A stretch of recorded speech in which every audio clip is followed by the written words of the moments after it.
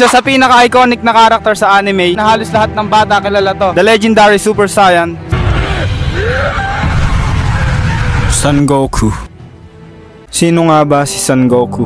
Goku is a fictional character from the popular Japanese manga anime series called Dragon Ball, created by Akira Toriyama. Goku has become an iconic figure in the world of anime and has captured the hearts of millions of fans around the globe. Goku is a Saiyan warrior, a warrior race from planet Vegeta. Goku is not just an ordinary hero, he possesses incredible strength, speed, and agility, making him one of the most powerful characters in the world of Dragon Ball. Kaya para makamit ang lakas kagaya ni Goku, pumili ako ng mga ginagawang training ni Goku para makamit ang lakas ng isang tunay na Super Saiyan. 1,000 suntok na may kasamang 5-pound dumbbell, 500 na Super Saiyan kick, 100 sit-up, at 50 one-arm push-up. At hindi ko gagawin mag-isa to. Sasamahan tayo ni... Ay! May nalalaglag! Tulungan ka na niya, Gabi! Si Mighty Guy, dapat natin tulungan! What do you do for a living? Gago! Madudulas na ako! Ano trabaho mo? What do you do for a living? Kagi, kaya ko kaya ito. Okay, teka lang. Sa totoo lang, hindi talaga namin alam mag one arm push-up. Basta ginawa na lang namin to, tapos ito naging resulta.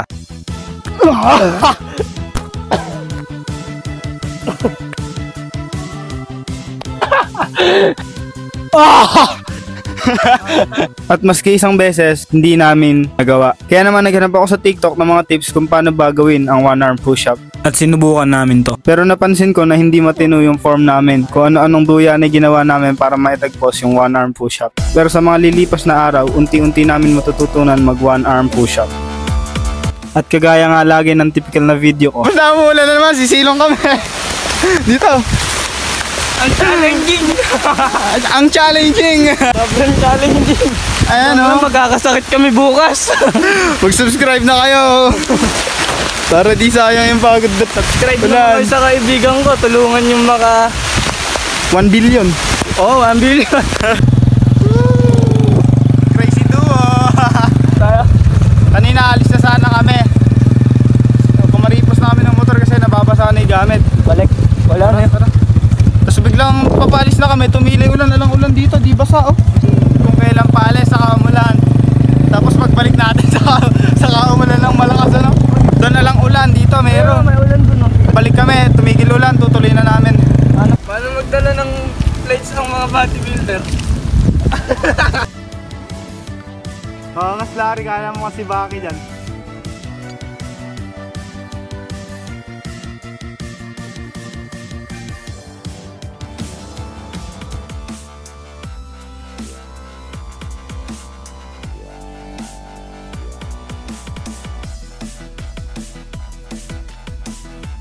At tama nga hinala ko. Flashback. Kailang paalis, saka umulan.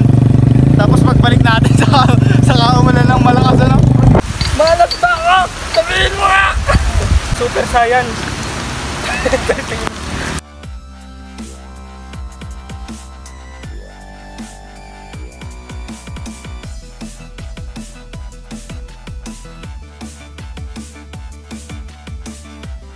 Umulan umaraw, hindi kami nagpatalo sa panahon. Tinapos namin ang 1,000 suntok. At tatapos lang namin gawin yung 1,000 suntok. Ilang pounds yung dumbbell na yan? 10 ano? Bali tig 10 pounds yan. Hipa na tayo. Tara. Motivate mo ulit sila, Mighty Guy. Ay. Hindi ko kaya mag-motivate. Game.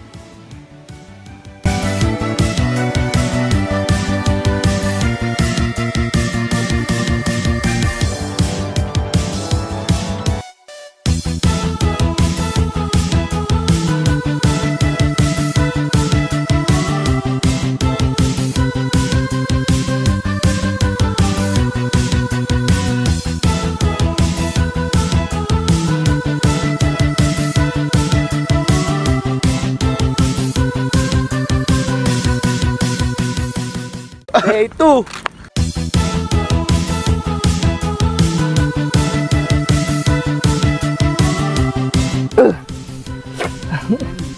Sampo pa lang. Nahihirapan na ako, 10 pa lang.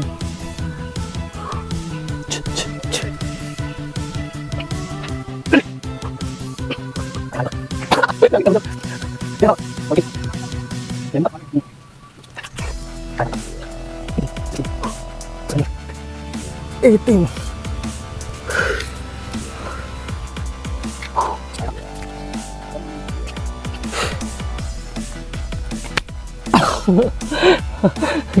Tuloy ah.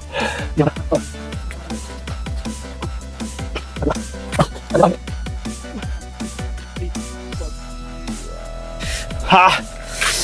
Lumalagotok lahat ng buto ko. Para may pampagamot kami pag nabalian kaming buto. Subscribe na kayo. Kumakatok na kami sa puso nyo. Subscribe kayo o kakatok kami sa puso nyo. Eto, Gcash. Subscribe o katok sa puso. At dahil extreme kami, napagtripan namin gawin sa puno yung 500 na sipa. 4 5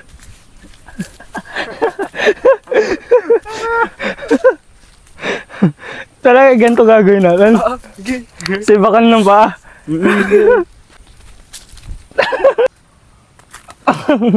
Umula na. 50. Gagi, may pantal-pantal pa eh. Pantal, bumabakap dito yung kurbog-kurbog.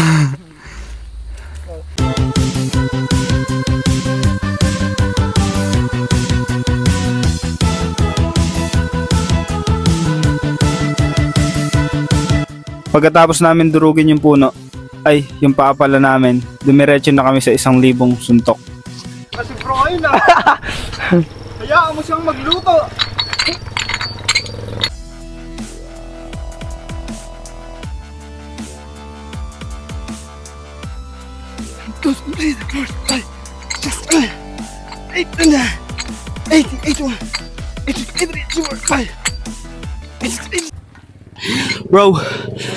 Bros, simula ngayon sa video bro, magiging ano na ako, Kanye bro. Bro. Oh bro, wag! Don't bro! Bro, I'm gonna get hospitalized! Bro! Bro, ikaw na, it's your turn bro. Sige bro! Oh bro, no!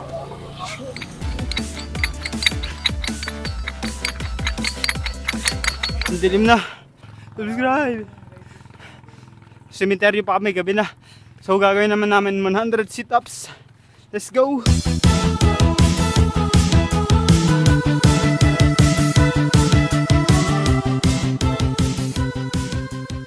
Day 3.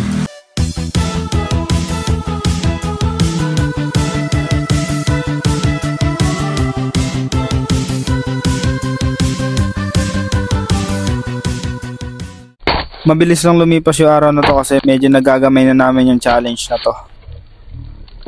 Alam mo, kahit iniwan mo ko ng ilang beses paulit-ulit, mahal na mahal pa rin kita. Siyempre di ko nasasabihin pangalan mo. I love you. Game! Action! Okay, game!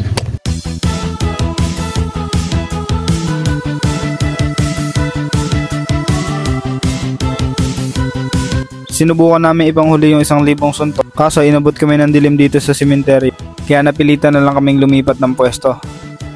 Kahit ginabi kami, pakiramdam namin talaga na ito yung pinakamabilis naming araw na natapos yung challenge, kasi nakaka-adapt na talaga yung katawan namin dito. Bro, naka-video ka bro? Nakakatawa? Andiyan na pala kayo. Sige, tara na.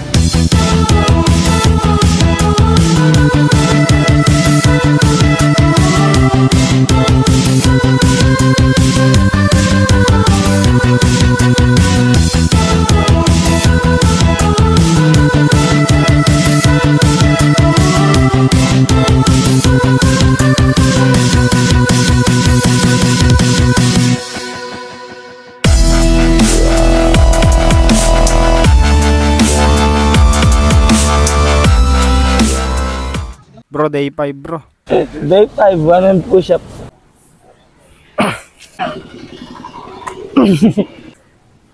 Tulik ka. Kagulo ng langaw. Dik na nililips-tulips ako.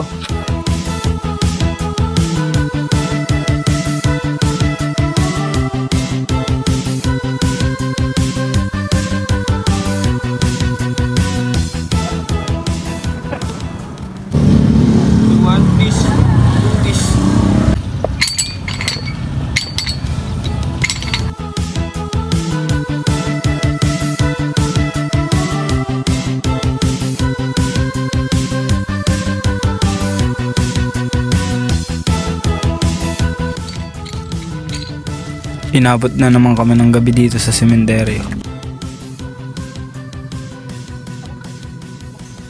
Gabi na naman. Ay. Okay, day 6. Nagagamay na namin mag 1 arm push-up.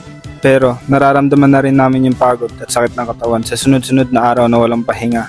Pinakamasakit na nararamdaman din namin dito, yung siko, saka shoulder, saka tricep. Dala na rin siguro ng maling form at stress nga sa dire-diretsong walang recover pa yung katawan namin.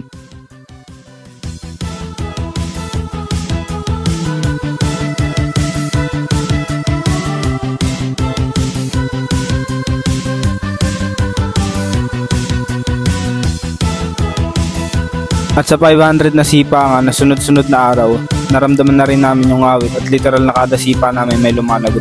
Pati yung mga daliri namin tumatama sa pader, napakasakit na rin talaga.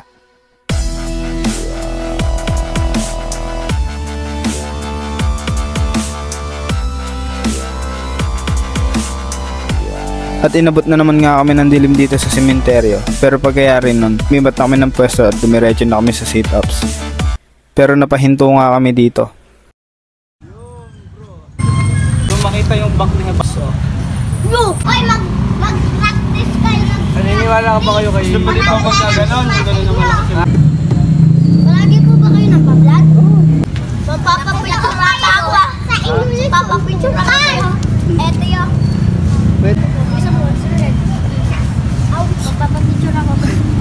Magpapalakas ka din ba? Oo. Uwi na kami. Bye-bye. Sa susunod na lang. Ingat. Day 7. Final day. In total of 7,000 weighted punches, at 351 arm push-up, at 3,500 na sipa, at 700 na sit-ups sa loob ng isang linggo. Isa din to sa pinaka nakakapagod, mental at physical. Pero sa likod ng pagod, nag-enjoy kami. At nakakilala kami ng mga bagong kaibigan na handa rin kaming samahan sa mga susunod naming kabaliwan. Kaya kung gusto nyong abangan ng mga gagawin pa naming kabaliwan, huwag nyong kakalimutan mag-subscribe at samahan nyo kami sa mga future challenges. Kung mabot kayo sa dulo ng video na to, maraming salamat. This is Prince. See you next time.